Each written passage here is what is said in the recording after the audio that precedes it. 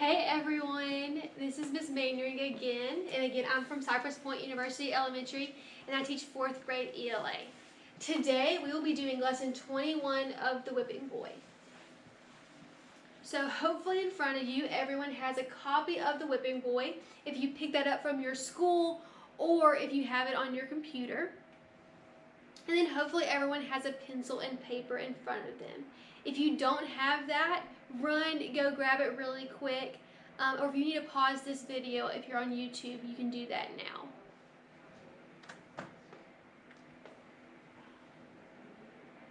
So the last time I saw you, we read chapter 4 of The Whipping Boy. And we also learned how authors can use their words to create imagery. Remember, imagery is when an author helps us picture the text in our mind, or imagine that in our mind. So today we are going to read chapter 5 of The Whipping Boy, and we're going to try to understand dialogue to describe characters and events. The first thing we need to do is look at dialogue. What is dialogue? Well, dialogue is when characters speak in a text. Now, authors can use dialogue to help develop events in a story and reveal the character's traits. A few lessons ago, we analyzed Prince Brat and we looked at the words he said to see what kind of character he was. That was Prince Brat's dialogue. So again, dialogue is just whenever characters speak or talk in a text. Now, a few things about dialogue. One way to know that a character is talking is you will see quotation marks around the words. Those are the words that the characters actually say. So, for example, someone actually said, "Can I sit here?" Then we also will see a dialogue tag. Now, there may not always be a dialogue tag, but most times there is one. So a dialogue tag tells us how the character says this. So in this example, the character says, "Can I sit here?" pleaded the girl. So pleaded means, begged. So this girl was begging, "Can I sit here?" And then over here, same thing, but the character says, "Can I sit here?" snapped the girl. So she said, "Can I sit here?" Now those are two completely different ways of saying it. "Can I sit here?" or "Can I sit here?" They're saying the exact same thing, but that dialogue tag tells us how they say it, and that can change the whole context of the words a character says. So before we read, just a few words that you may need to know in this chapter. Here, we're going to hear about a ballad. A ballad is just a song. You may also see the word villain. If you see that word, you should know a villain means an evil person. Now, a word that we may definitely not know is highwaymen. Highwaymen are they're thieves in this story. And then lastly, you'll see in this story, they're going to talk about a crest, specifically the king's crest. A crest was just a design that represents a family. So if you saw a certain crest, you knew, oh, that belonged to this family. So now we've gone over dialogue and words to know, it's finally time to read our chapter. So as I read, I want you to pay close attention to how the author uses dialogue to help develop events and characters in our story. So hopefully everyone has this story at home. You can follow along, but if not, you can follow along with me on our screen. So chapter 5, Hold Your Nose, Billy, and Cutwater. Jimmy pulled Prince Brat from the saddle and threw him into Jimmy. Raising the lantern, the man held it close enough that Jimmy could feel the heat of the flame. Billy was a big man, he saw, big and raw as a skinned ox, and he smelled like a ton of garlic. "Not much of a catch, 2 sparrows," said Billy, "but ain't they trimmed up in fancy rags, Cutwater?" So this was just, Billy was saying that their sparrows, they're really skinny, but they sure are dressed nice. "Ain't they?" echoed the rattle-boned man. "Got any gold in your pockets, lads?" No business of yours, snapped the prince. Ah, but help me so, it is my business, Billy said with a thunderclap of laughter.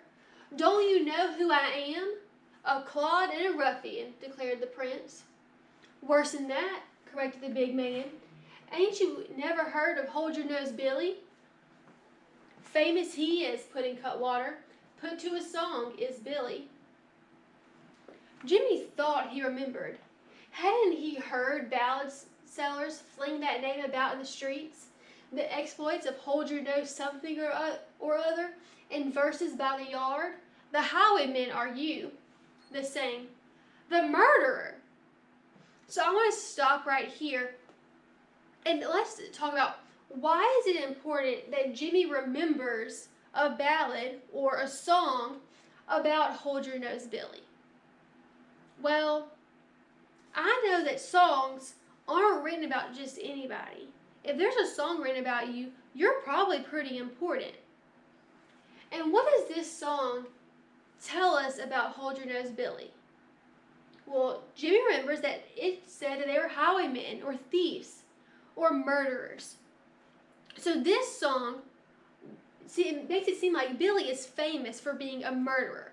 So it's pretty important that Jimmy remembered that. I'm sure Jimmy's thinking right now, oh no, what have we gotten ourselves into? Let's see what happens. Only in the line of duty, Hold Your Nose Billy chuckled. So you won't mind if we take your horse and empty your pockets. Not a copper between us, said Jimmy. A prince didn't carry money, for he had no use for it, and Jimmy's accounts were kept on the books. What's in the basket? Piped up Cutwater. Hands off, villain, snapped Prince Brat. Don't you know who I am? Jimmy gave the prince a sudden jab of his elbow to keep his mouth shut. Not a word. But the heir to the throne raised himself to his full height. Bow to your prince.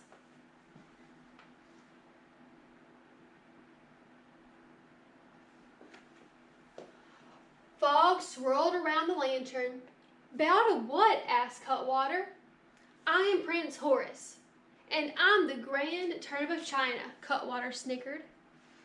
Now notice here it says that Cutwater snickered. That means laughs. So if Cutwater's laughing at the prince, I don't think he believes him.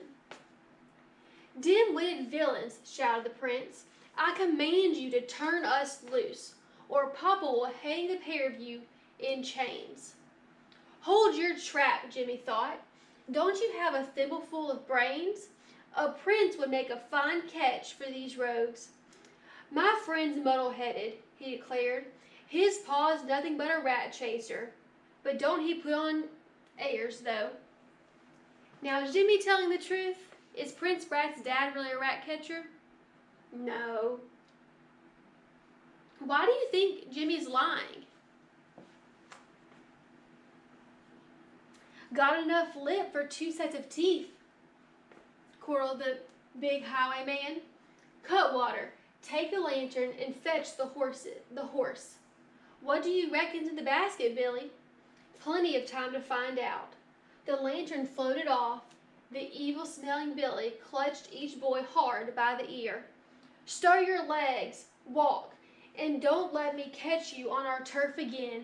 Do I make myself clear?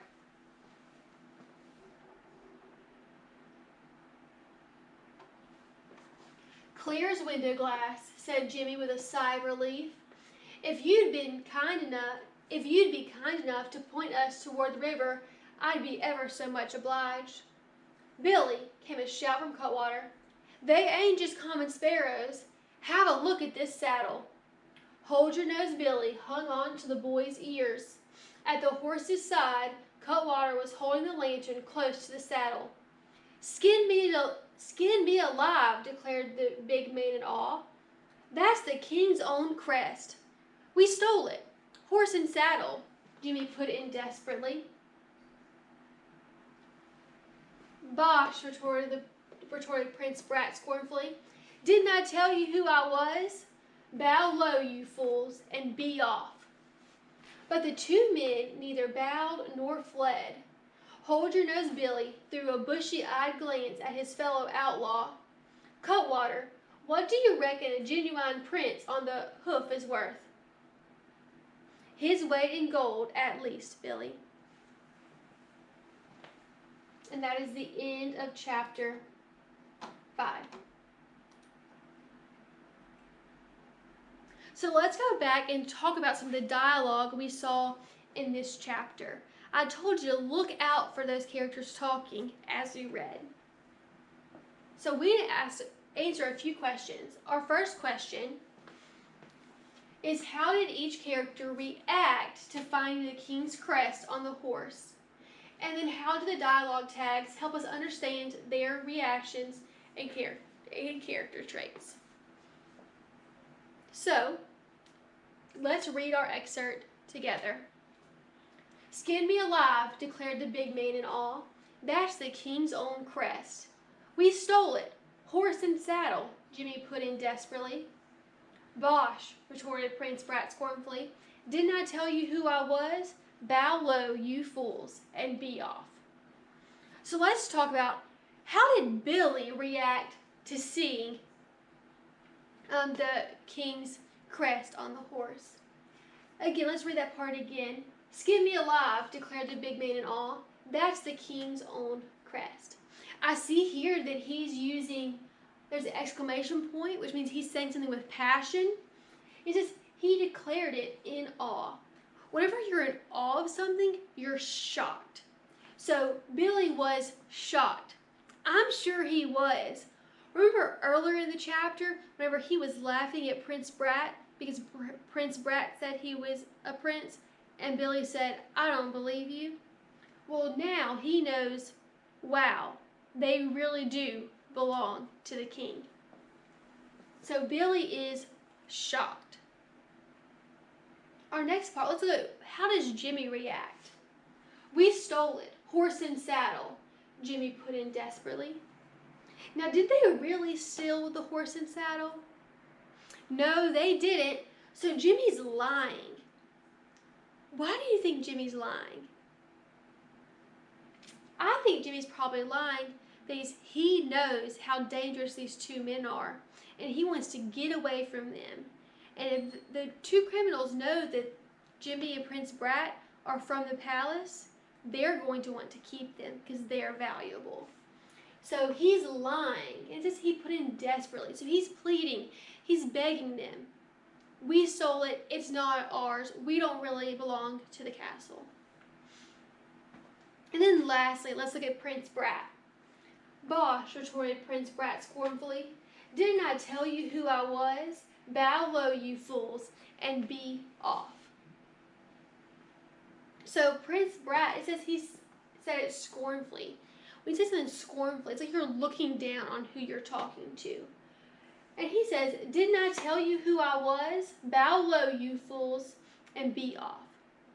Prince Brat still thinks that he's in charge and that everyone should listen to him, just how he was, or just how he has been the first 4 chapters of our book.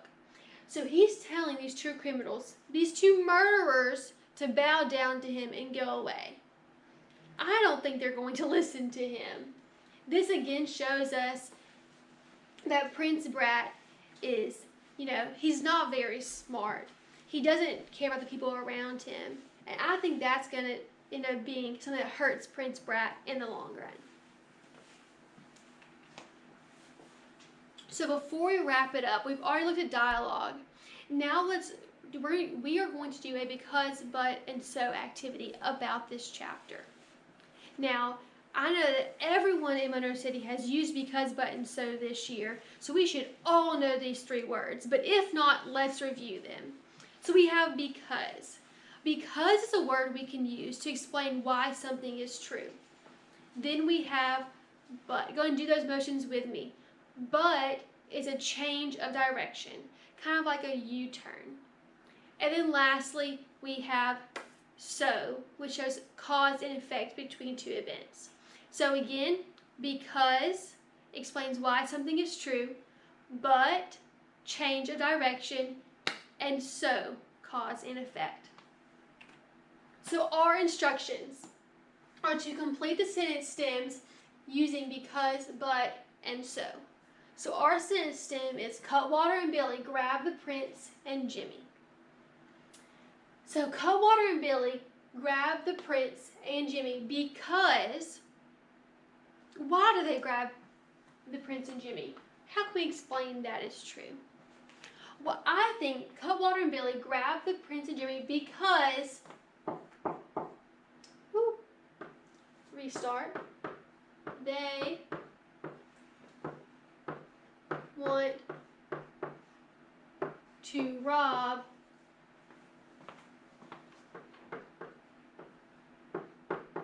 the two boys. And don't forget your period at the end of your sentence.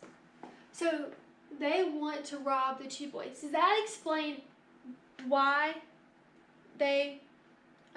why Cutwater and Billy grabbed them? To explain why it's true? I think it does. So our full sentence, Cutwater and Billy grab the Prince and Jimmy because they want to rob the two boys. Now, if you're at home, you can go ahead and write out this sentence with me. Start from the very beginning, and you can finish it just like I did.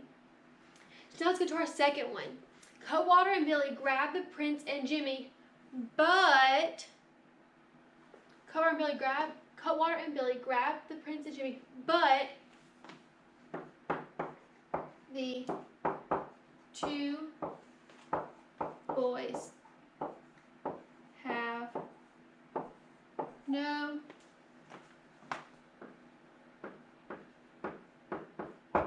money. Remember, in the text, the two boys did not carry money with them. So they grabbed them, but they had no money.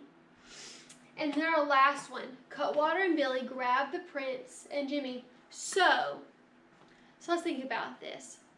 Cutwater and Billy grabbed the Prince, that's our cause. What's the effect? Well, I remember earlier in the story that Jimmy was trying to escape. He was trying to get away from Prince Brat before these two criminals came and grabbed them. So I'm going to finish my sentence. Cutwater and Billy grabbed the Prince and Jimmy, so Jimmy cannot run away. Again, make sure you have a period at the end of your sentence. Excuse me. So we have our three sentences. Cutwater and Billy grab the Prince and Jimmy because they want to rob the two boys. Cutwater and Billy grab the Prince and Jimmy, but the two boys have no money. And Cutwater and Billy grab the Prince and Jimmy, so Jimmy cannot run away. In this lesson, you learned to refer to details in the text while explaining what the text says, and you also practice understanding dialogue to better describe characters and events. Thank you guys. Be safe. We love y'all.